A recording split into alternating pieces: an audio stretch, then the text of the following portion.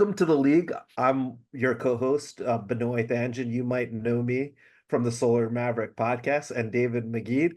You give us 5 minutes and we give you the latest clean energy trends. I'm going to start off with the first trend. It's actually something that we spoke about before. On June 7th, the International Trade Commission voted to find injury or threat of injury to the U.S. solar manufacturing import from imports of PV cells, whether or not assembled into modules from several Southeast nations.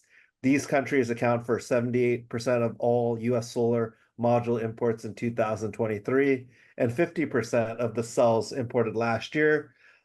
Clean Energy Associates did a study commissioned by ACOR, the American Council of Renewable Energy, where they talked about what the impact of these putting tariffs on these duties would do.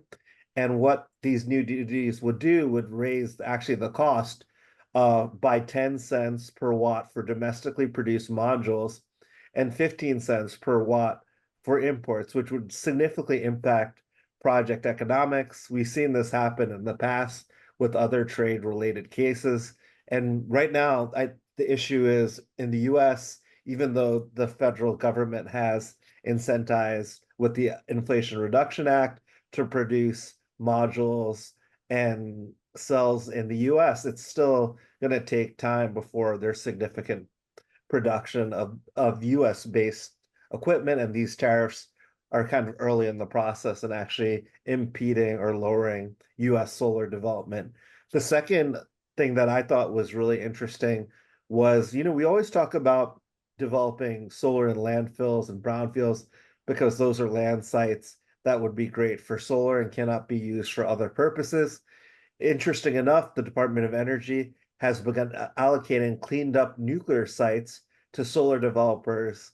And they also think that data centers might also benefit from these allocated nuclear sites. There are two projects that actually the US approved for these type of projects. The first one through the DOE was approved for North Renew Energy Partners, which will build 300 megawatts of solar plus battery storage on 2,000-acre site, while a developer called Spitfire will install 100 megawatts of solar plus storage on that same site on 500 acres. It was through an RFQ process.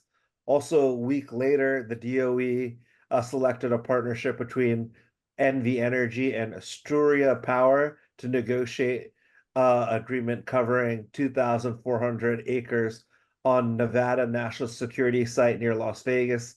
This also was used for nuclear weapons testing. So that's great that we're taking land that couldn't be used before and using it to put renewable energy. And those are my two big items of this week, and that's that. Great. Awesome. Thank you so much, Benoy. And really exciting topics that we're going to be speaking about today is the first one is a topic that may not be new to all of us. China has been flooding the market, global markets, in regards to these lithium-ion batteries. What we have noticed is a dramatic drop in the pricing for these lithium-ion phosphate battery cells. We're talking a 51% average drop, pricing down to $53 per kWh. That's down from last year, 95 kWh. Not too long ago, I remember we were just dreaming of $100 kWh. So absolutely amazing to see these pricings, drop down in one aspect of it.